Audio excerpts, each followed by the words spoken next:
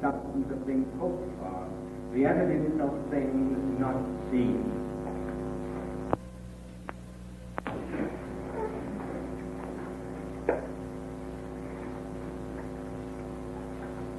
Your faith that produces works, and your faith that is sustained by your works.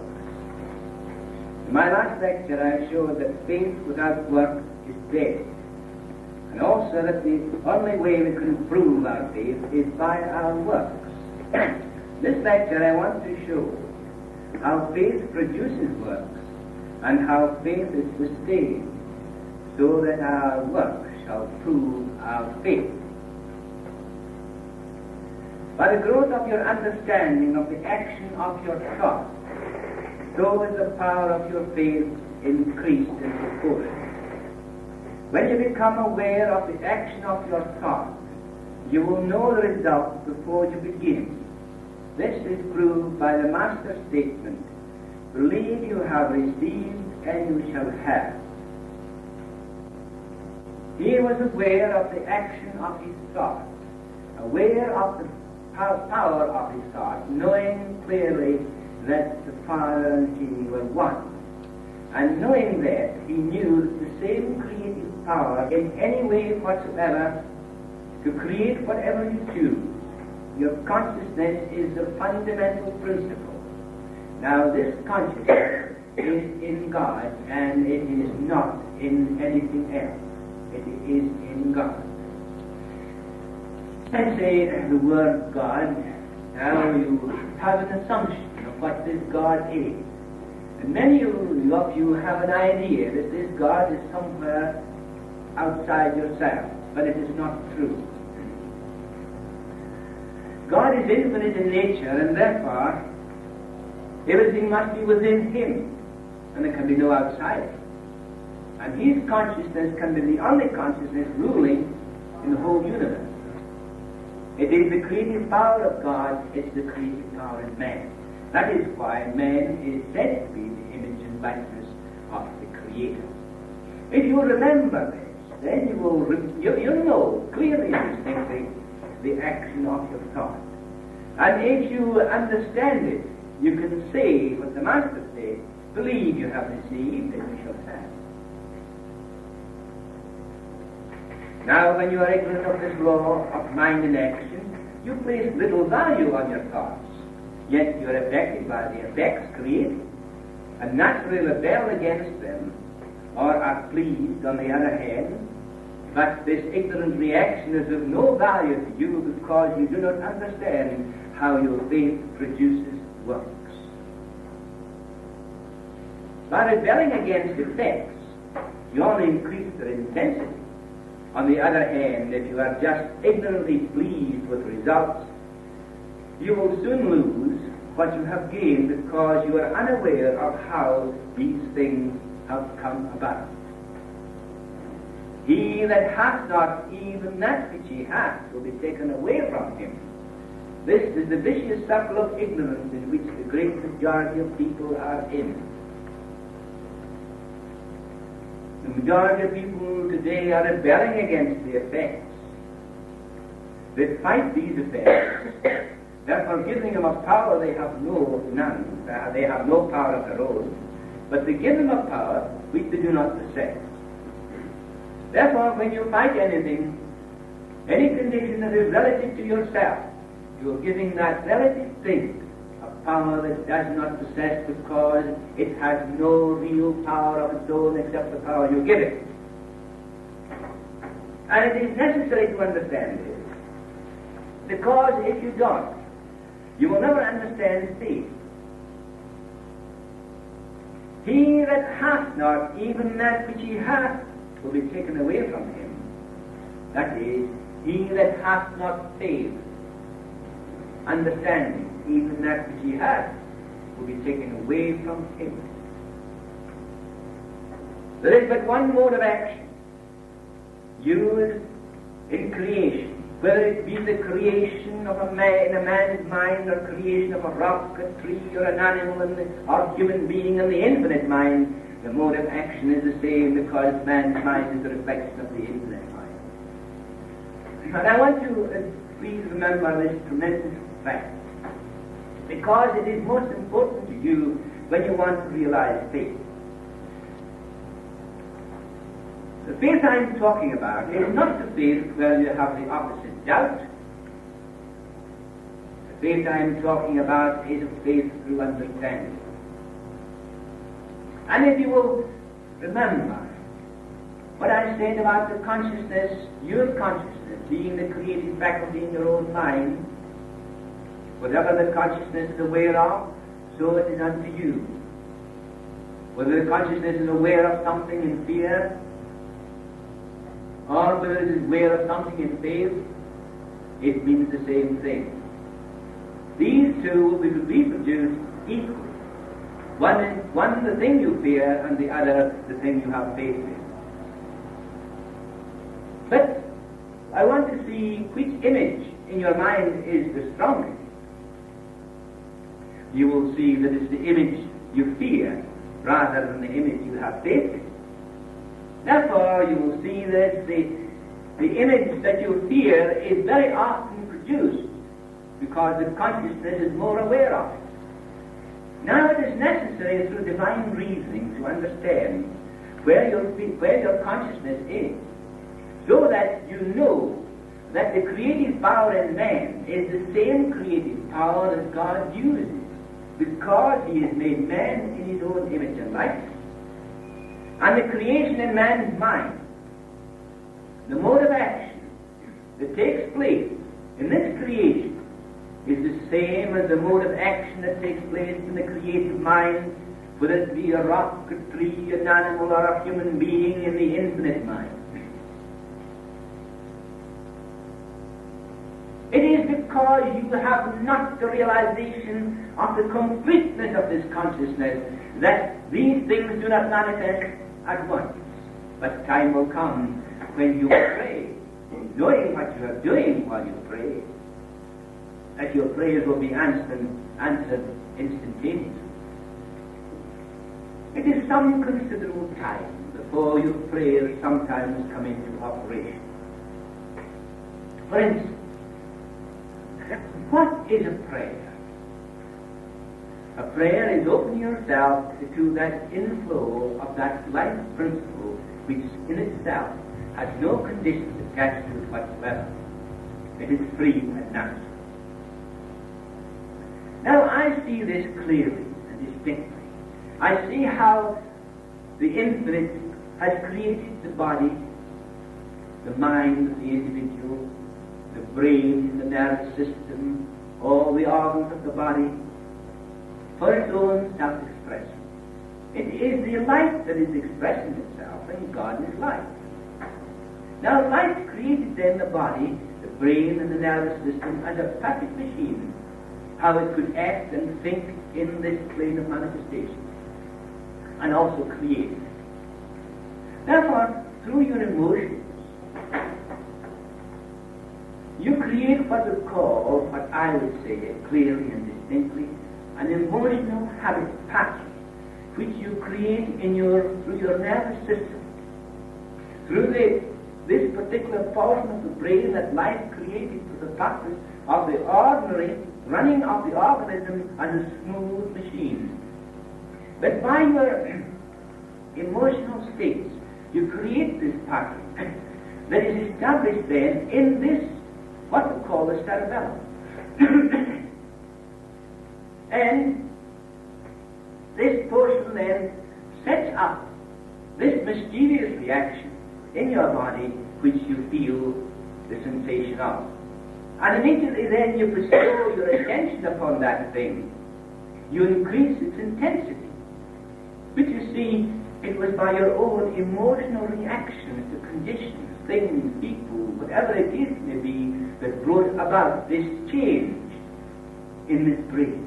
How are you then to get this back to normality? That is the point. If you have a habit, an emotional habit pattern created in yourselves, and that is being externalized in your body, because your body is the sounding board of your mind, your thoughts, your images, your emotions. how are you then to overcome this thing? Well, there is, thank the Almighty, because He created you in the image of Himself, which must be perfect and in Him. And this machine He created perfect also, to run the organism as a perfect, smooth working machine where all the organs work together in perfect harmony. But when you have these emotional breakdowns, what happens? You have civil war taking place in your own organism because of this habit pattern you've created in your own cerebellum. And the only way that you can get rid of it is through divine reasoning, as I'm showing you, and proper relaxation, so that you take the relaxation, the tenseness of the muscles, of the nerves, these inhibiting processes that strangle and paralyze your nerve centers and your organs. Close the muscles around your large vessels, the large blood vessels, causing the heart to beat faster so that it pushes the blood into your brain, and therefore you have high blood pressure, stroke perhaps. All these things are brought about because of this stupid reaction you have to things external to yourself, because you do not know the action of your thought, your emotion. You are not aware of them. You do not discern what you are doing. Consequently, you are unconsciously creating this habit pattern which is as pictured in your body. And because you fear it, you stimulate it, and what happens? Your vicious circle is then set in motion, and you find there is no way of getting out. But there is a way, and I am showing you that way.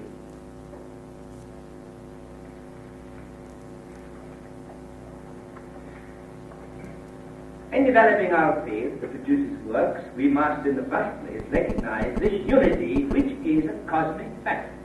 The Father and I are one. In this realization, the power of thought becomes active in the individual thinker. And to this unity we must ascribe all power and glory and acknowledge it as the source of all that we accomplish. Even when Jesus went to raise Lazarus from the dead, his words were these: Father, thou hast already heard me. Knowing that he never did anything on his own, never.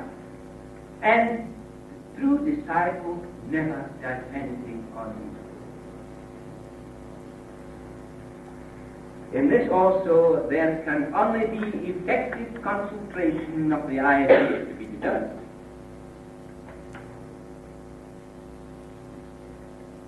For if you are double-minded, you see good and evil, and these two battle for supremacy in your mind, so you fight the one that you do not want, with the result that you give it a power it does not possess.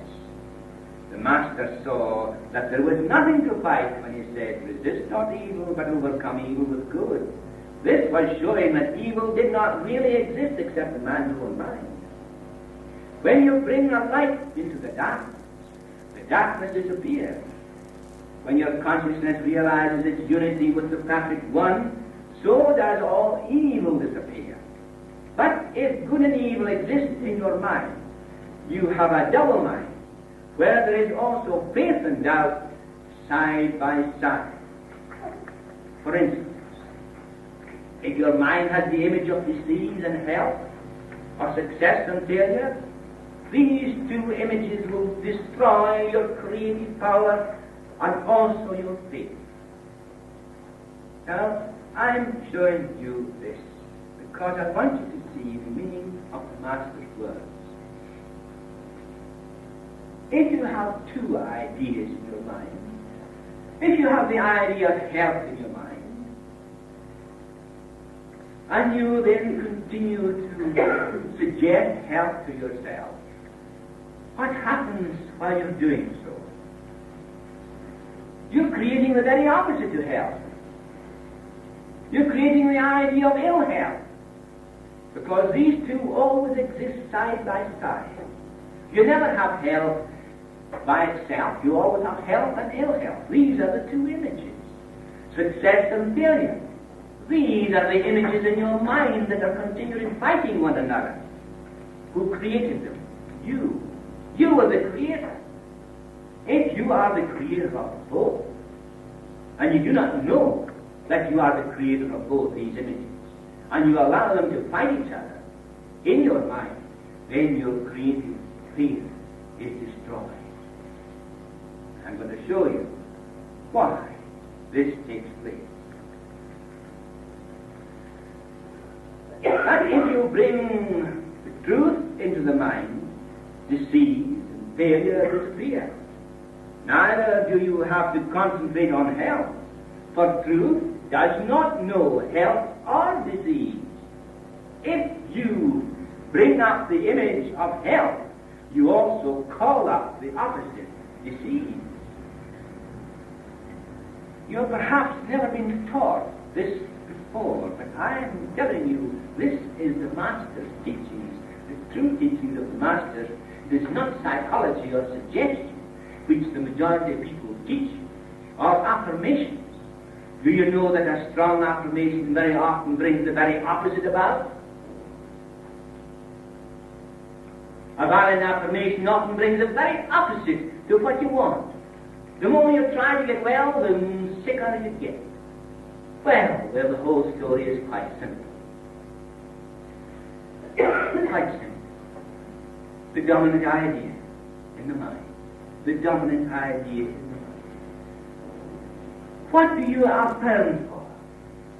What do you make it a violent suggestion for? To overcome a violent other idea that is in your mind. That's why it is there. But these two patterns are existing side by side. And what happens to you? Then you have civil war going on in your mind and your body. You are not what we call, let thine eye be single. Remember that the great power of truth is.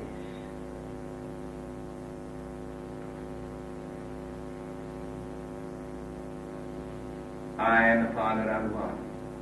There can be no other truth but that. No other truth. Any other truth is a fallacy.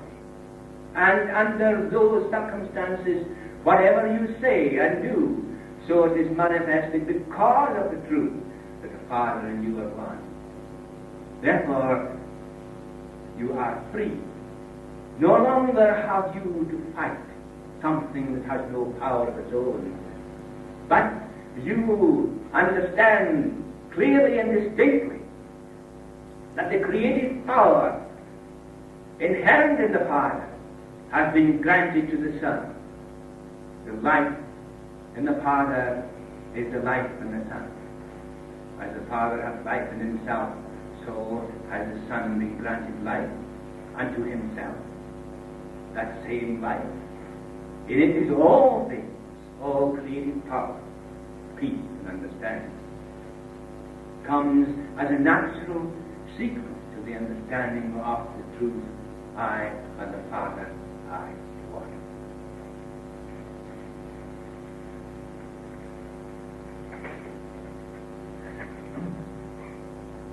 But we must, truth cannot be divided or destroyed. It is only in the mind of man where ignorance of this fact exists.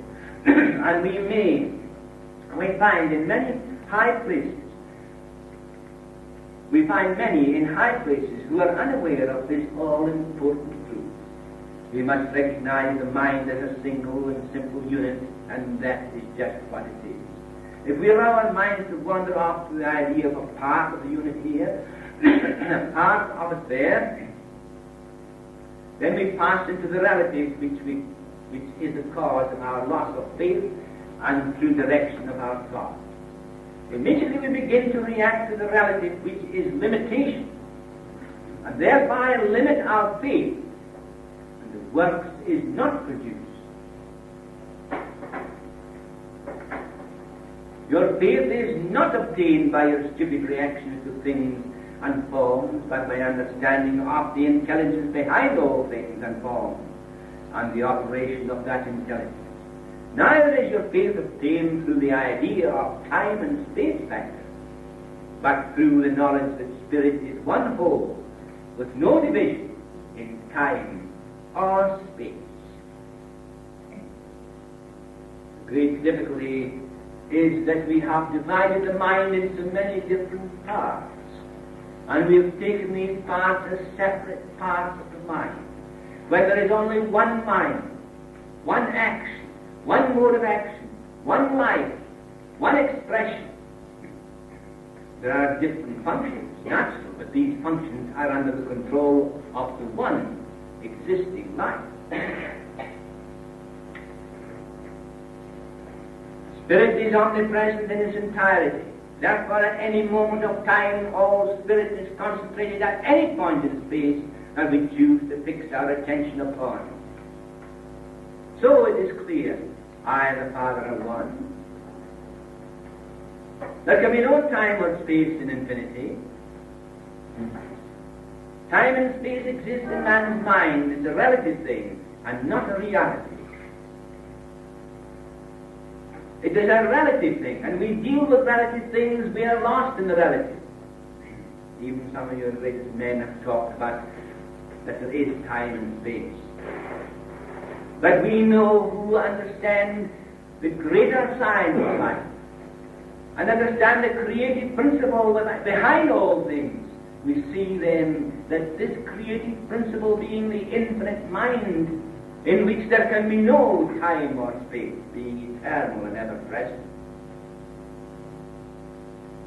When you measure the distance between one object and another, you see between me and you, that is relative space. But don't you see clearly and distinctly, you do not understand that you are not outside at all, that you are within one mind, you are in the infinite, you are living and moving in ether, a substance that is 9 million times denser than matter.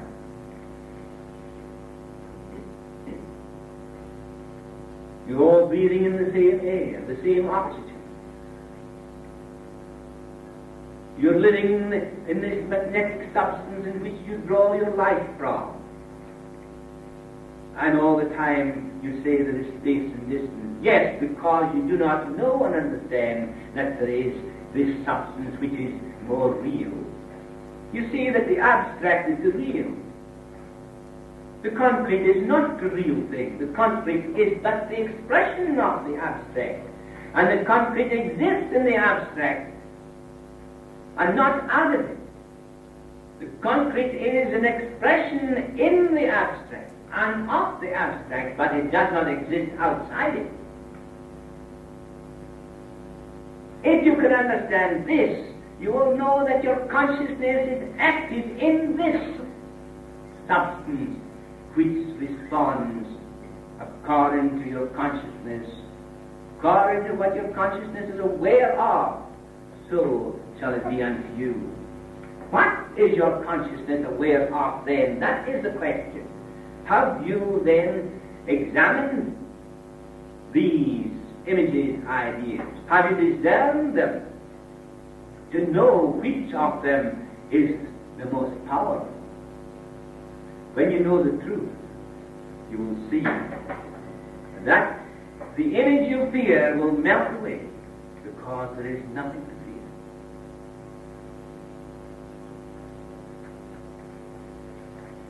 fear. Attention is a form of concentrated thought that is not subject to time or space, but is the process of forming what the attention is fixed upon.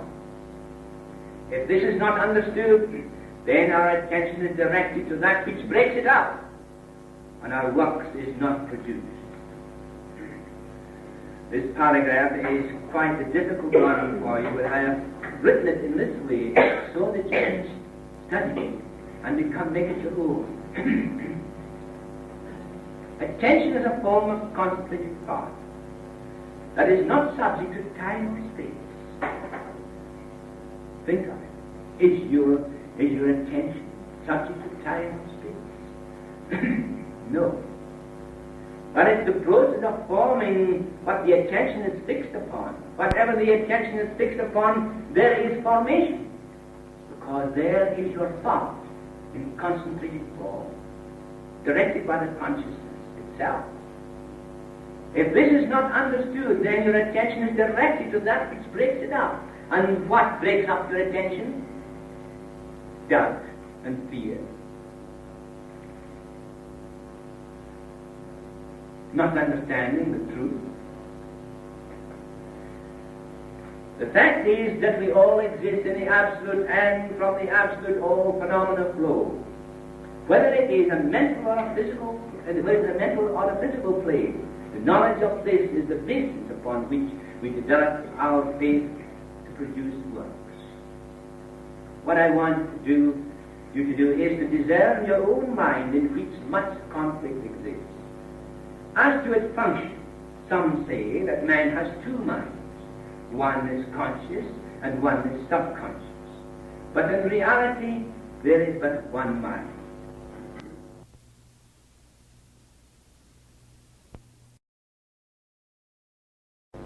We will agree that there is an inner and outer function, but to say that they are separate and distinct is a fallacy.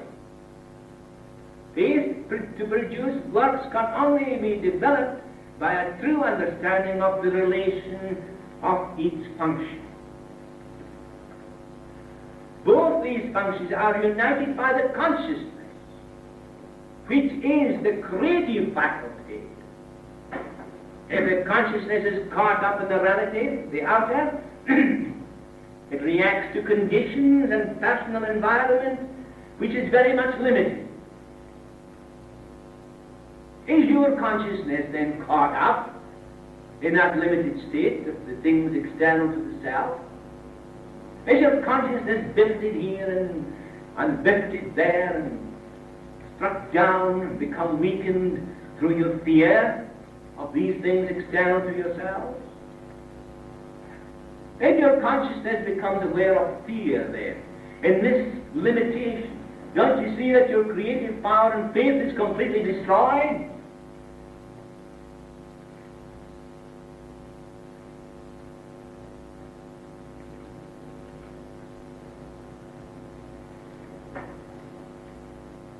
Takes into cognition time, space, and events, etc., and is influenced by them, and reasons from this limited basis. Therefore, you reason from the limited basis of the external or relative world. If you do that, then you are lost in the relative world and your faith is destroyed. It is only through divine reason what I am showing clearly and distinctly that the consciousness of man is but the consciousness of God. The consciousness of God is a creative faculty that creates all things in heaven and on earth. All power being given unto me in heaven and on earth, because of the fact that the truth, this truth, is within oneself.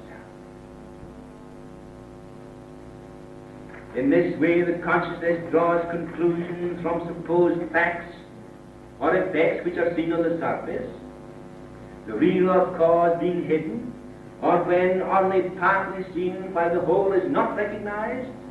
Thus your consciousness is limited, subscribed by your opinions or personal experience, which prevents true understanding of the power of faith. If then your consciousness draws conclusions from supposed facts or effects which you see on the surface, the real cause of these effects you do not see. They are hidden from you. But to a great extent, they are your own creations because of your own emotional habit patterns, which you have created in yourselves, which have externalized yourself in your bodies and your circumstances. Your attitude of mind towards other people, your stupid reactions, is none other than a pattern. This pattern is being expressed, and you do not know that you have created this pattern yourself.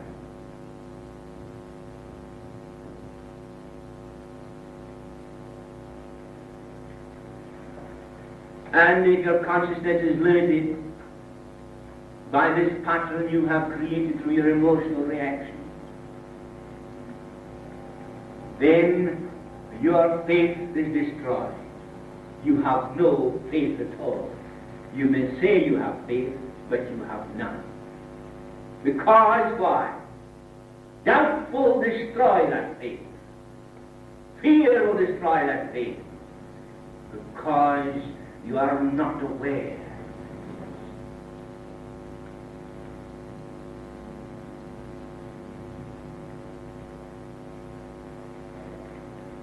So we see that if your consciousness is limited, circumscribed by your opinions or personal experience, which prevent true understanding of the power of faith, in this way, fear, doubt, and apprehension is caused by assuming facts seen on the surface to be true, not knowing how they came about.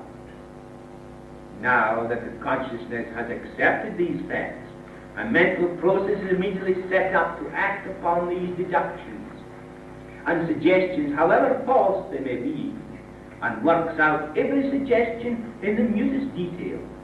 So we see clearly what Job meant when he said, "What I feared came upon me." Then I say again, fear as an emotion of great strength.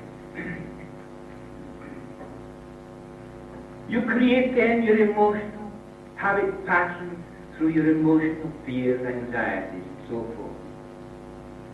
And as it is true that there is a mental process immediately set up and acts upon these deductions, and never mind how false they may be, they are worked out in every detail through your cerebellum.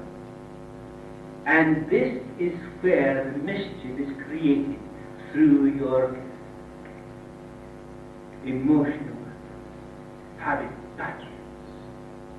Therefore you see what Job said is a truth. What I feared came upon me.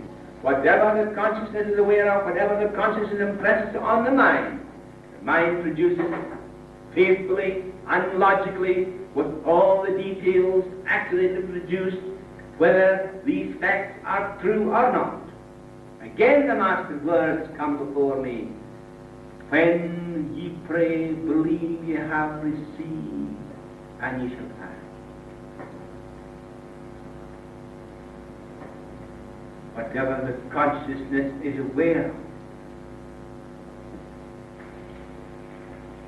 so it will be logically and faithfully produced, in all details, accurately produced, whether the facts are true or not. Therefore, you see, if I am conscious of the fact that I have received, I shall have.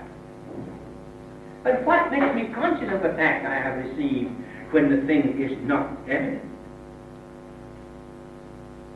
But Paul comes to our aid here. He says, faith is the evidence of things not seen.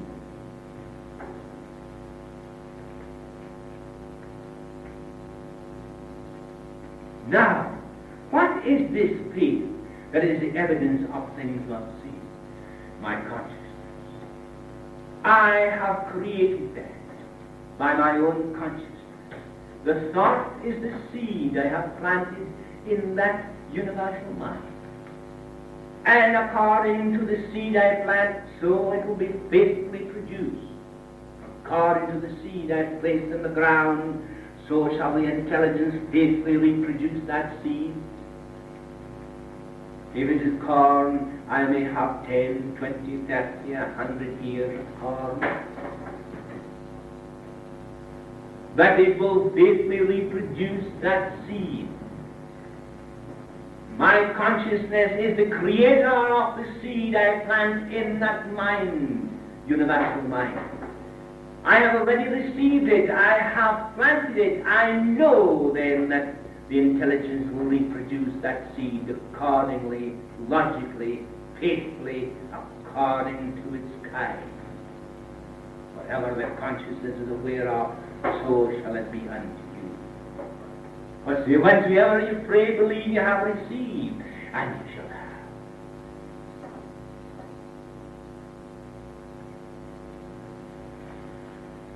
Some important observations I have made have sustained my faith in what the prophets have said. One of these is that the body can be directed to complete restoration without any material aid, when the consciousness is aware of the truth. This proves to me that the mind which supports the body is entirely impersonal. It can become the builder of the body as well as the destroyer, according to what the consciousness is aware of. Again the Master's words come before me, let your eye be single.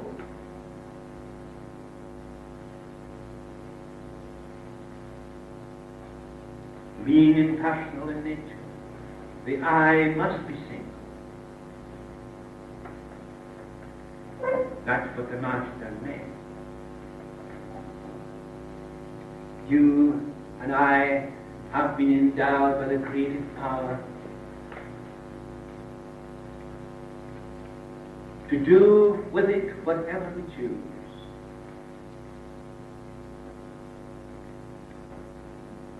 And we find that through our stupid reactions we gain experience. This law of cause and effect that exists in the relative world surely directs us to that which is real, because we come up against many things.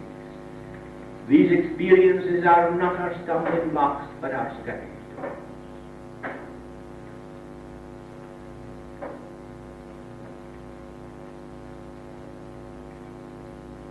The mind immediately proceeds to outpicture what the consciousness is aware of, whether it is health or ill health, whether it is one of misery or joy, success or failure. Thus, what a man thinketh in his heart, so is he.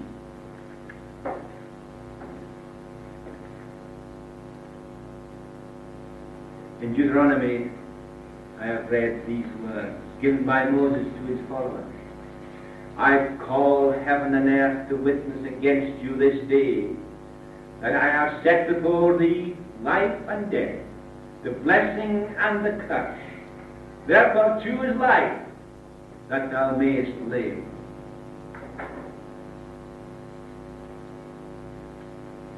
If Moses said that, when Jesus said greater things,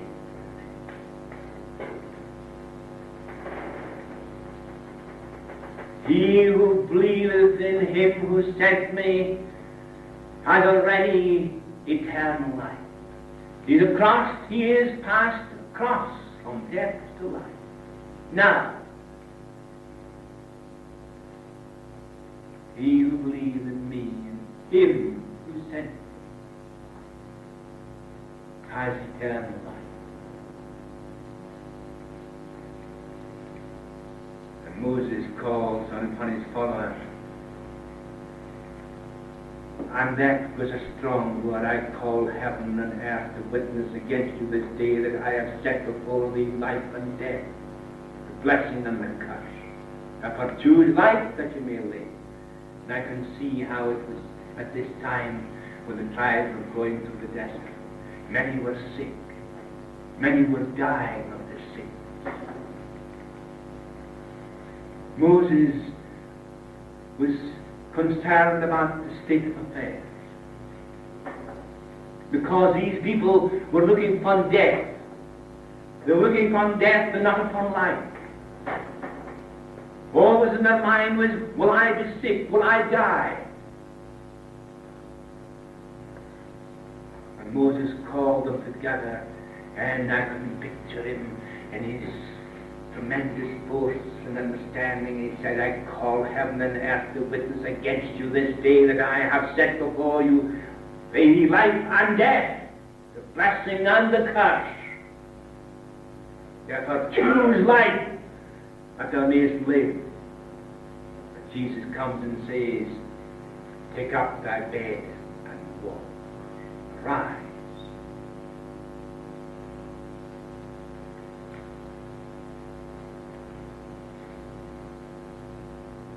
This passage describes the work that what man has to do is to choose that which he will have.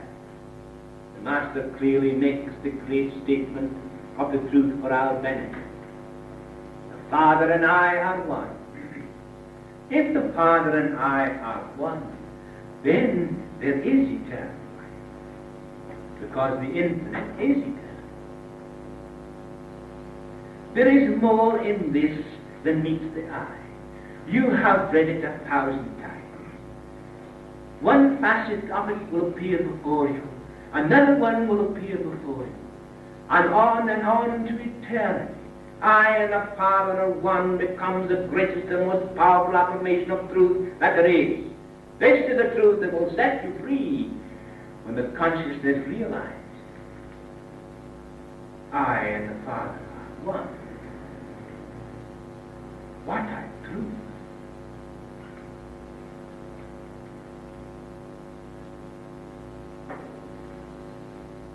The habit which most of you have established is to allow the consciousness to be influenced by that which appears on the outer, with the result that all your ideas are reduced to the effects of past experiences, not knowing that all is possible to him that believes. If then that you are influenced and that your ideas are reduced to the effects of past experiences, whether there be success or failure, I tell you, whether there be success or failure, it makes no difference. If you attach your faith, if you attach your ideas to that which has been in the past or which you think will come in the future, you are living in an illusion of the mind, because that is an illusion of the mind.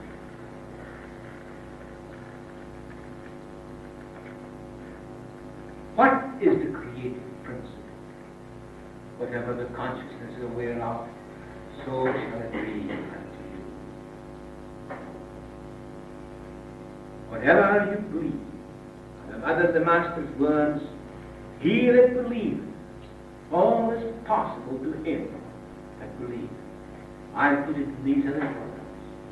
Whatever your consciousness is aware of, so shall that be unto you.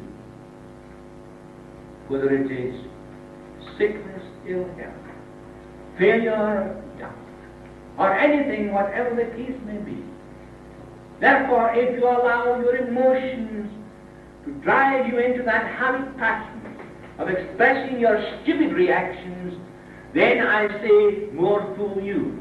But if you take my advice, and you look upon this truth from the point of the creative power that is established in you, through the inheritance of that divine gift, made in his image and likeness.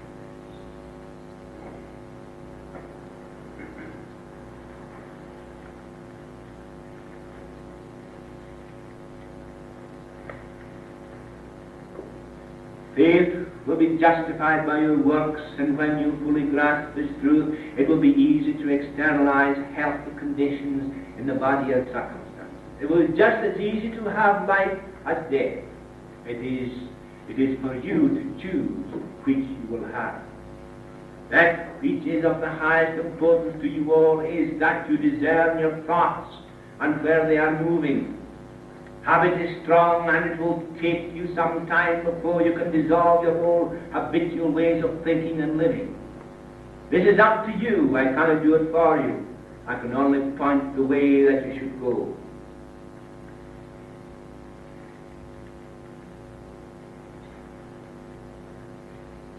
I cannot do that for you. I wish I could sometimes. But what use would it be to you if I did? It would not be yours. It could never be yours. Therefore, you have to grasp this tree of life. This is your salvation. It is a spring of living water rising up to eternity.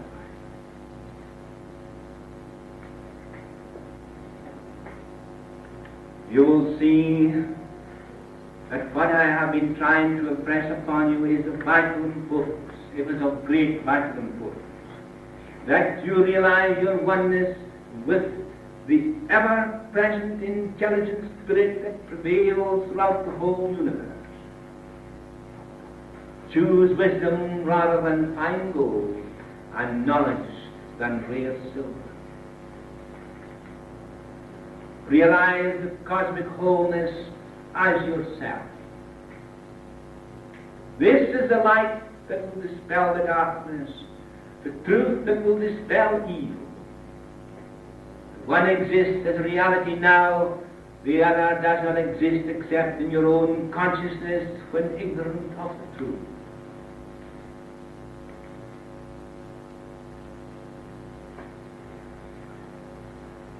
In this light is the light of man.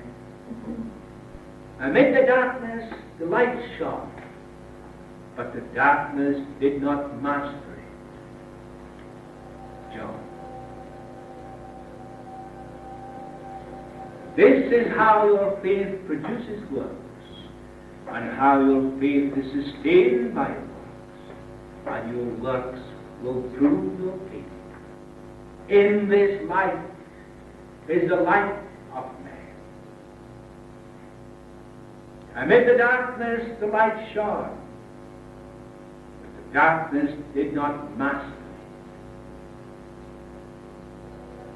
The light is the light of your own consciousness, the light of the truth,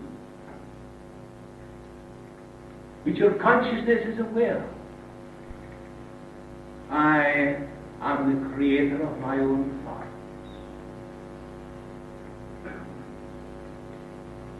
If I react to things external to myself in ignorance of this truth, I am caught up in the emotion of that reaction.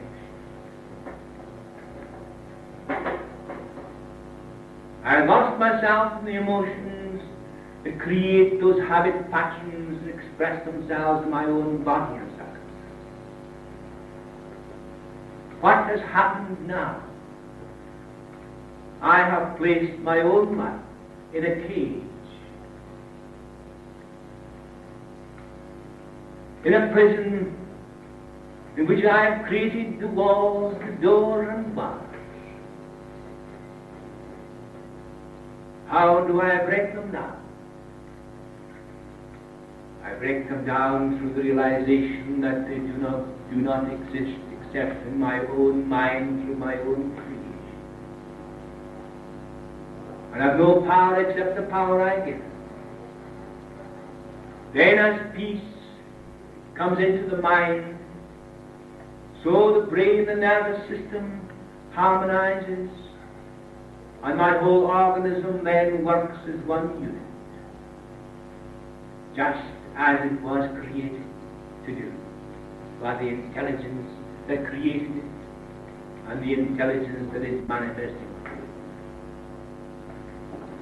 I have come to this conclusion clearly and distinctly, that if you and I will completely understand that saying which the Master said so often, and realize in himself the great importance of it, I and the Father are one, this will free us from all doubt and fear and stupid reactions. Benediction. O blessed Creator of heaven and earth, that thy consciousness may be revealed to me as mine. Open my inner eye that I may behold thee behind the myriads of atoms coming into form. First, open open my consciousness that I may see behind the illusion of time and space, that in thee I dwell, and that I realize that thou hast made me in thy likeness. Clear my consciousness of the illusion of fear and doubt, that my eye may be single. Let the waves of thy mighty creative power and faith dance upon the ocean of my dreams, that I may become like thee, to justify my faith by my words. For it is thee alone who worketh in me, O beloved friend and protector.